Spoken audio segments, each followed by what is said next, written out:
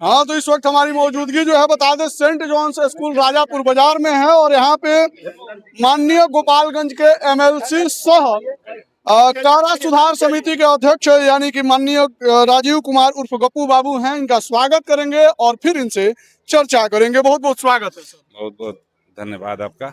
आज आप Saint Johns school Rajapur बाजार में आप आए, क्या कुछ बच्चों को संबोधन किए, क्या कुछ पेरेंट्स को आपने सलाह दिया? मैं भी एक विद्यालय चलाता हूँ, तो मुझे बेहद खुशी होती है कि अगर इस क्षण की मतलब जो जनता के लिए दिया हुआ वादा उसमें से कुछ बहुमूल्य समय मिलता है, जनता के द्वारा दिया जाता है, तो हमको आके अच्छा लगता है। और बच्चों के बीच रह के, अमरिंदर जी मेरे मित्र हैं और इनका स्कूल का आज वर्षगांठ था, तो मैं उसमें आया और बच्चों को शुभकामना दिया, क्योंकि यही बच्चे हैं जो भारत और अपने राज्य के भविष्य हैं। पढ़ के बड़े बड़े पद पर सुशोभित होते हैं और राज्य और देश को आगे बढ़ाने का काम करते हैं। कारा सुधार समिति के अध्यक्ष बनने के उपरांत पहली बार आप राजापुर में आए हैं। राजापुर का स्वागत कैसा रहा, बच्चों का माहौल कैसा रहा, स्कूल का कैसा माहौल रहा, अमरेंद्र दुबे जी का सानिध्य कैसा रहा? अमरेंद्र दुबे जी तो मेरे भाई हैं और साथ साथ आपको बताना चाहेंगे पूरे जिला राजापुर क्या हम लोग रिश्तेदारी है। नगीना बाबू यहाँ सरदे नगीना बाबू थे, तो यहाँ की मिट्टी से हम लोग जन्मे हुए हैं, तो ये मेरे लिए, मैं यहाँ की मिट्टी को बार बार प्रणाम करता हूँ। और रही समिति के लिए सर्वप्रथम अपने माननीय सभापति अभिभावक तुल है आदरणीय अवधेश बाबू का को बहुत कोटि कोटि धन्यवाद करते हैं कि उन्होंने मेरे ऊपर भरोसा किया और इतना बड़ा कमेटी जिसके अंतर्गत करीब 59 जेल बिहार के अंतर्गत आता है, जिसको देखने के जिम्मा हमने दिया। साथ साथ अपने प्रदेश एवं केंद्रीय नेतृत्व का भी आभार व्यक्त करना चाहेंगे कि उन्होंने आज विधान परिषद बनने के बाद 3 कमेटी का अध्यक्ष बनाने का, सर्वप्रथम मैं जब जीता था तो मुझे वृद्धजन संरक्षण सुरक्षा समिति का अध्यक्ष बनाया गया। फिर बाद में जब सरकार बदल गई तो उस समय मुझे गैर सरकारी विधेयक का संयोजक बनाया गया था। अभी सभापति महोदय ने मुझे कारा सुधार समिति का अध्यक्ष बनाया। तो इस आपके माध्यम से बताना चाहेंगे कि उन्होंने जो मुझ पर भरोसा जताया है। सर्वप्रथम इस बार मीटिंग में मैं जाऊंगा, पटना 22 को मेरी बैठक है।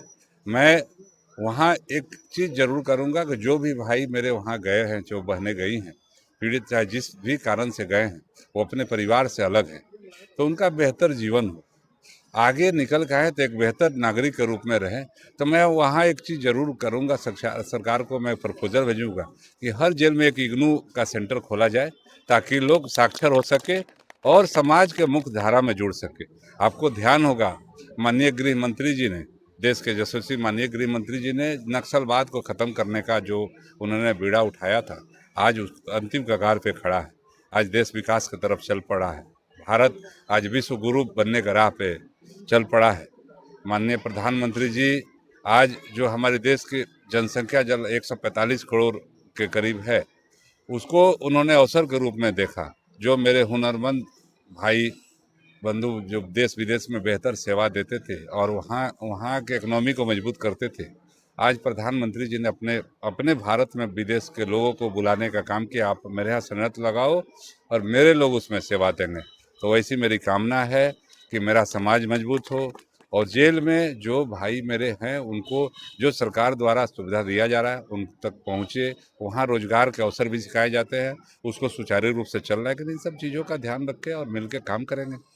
गोपालगंज के जनप्रतिनिधियों का प्रतिनिधित्व करते करते, ठीक है, आप एक ऐसे ओहदे पे आज पहुंच चुके हैं कि जनप्रियता के साथ साथ जन नेताओं के भी प्रिय होते जा रहे हैं। देश भर में के जो नेता हैं उन लोगों के करीबी होते जा रहे हैं, ठीक है। ऐसा कौन सा जड़ी मंत्र वगैरह लेकर के घूम रहे हैं या फिर इसका जड़ी मंत्र यहाँ जो समूह उपस्थित है ये है। मैं गोपालगंज के जनता का आभार प्रकट करना चाहता हूँ आपके माध्यम से।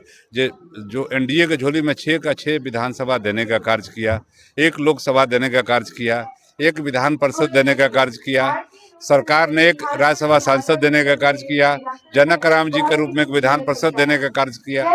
10-10 प्रतिनिधि जो जिला दे रहा हो वहाँ का विकास कैसे रुक सकता है? अच्छा, समय कम है और जगह उचित नहीं है, लेकिन कल ही माननीय मुख्यमंत्री जी का आगमन हो रहा है गोपालगंज जिले के बरौली में, इस पे आपकी क्या प्रतिक्रिया है? मैं माननीय मुख्यमंत्री जी अभिभावक हैं पूरे बिहार के और निश्चित रूप से उनका आना, जैसे प्रधानमंत्री जी का बिहार आना हर बार बिहार को प्रगति की तरफ लेके जाता है, वैसे मुख्यमंत्री जी का गोपालगंज आना गोपालगंज को हर बार प्रगति की तरफ लेके जा रहा है। कल मुख्यमंत्री जी आ रहे हैं तो करीब 150 करोड़ के योजनाओं का उद्घाटन करेंगे या करीब 200 करोड़ के योजनाओं का शिलान्यास करेंगे।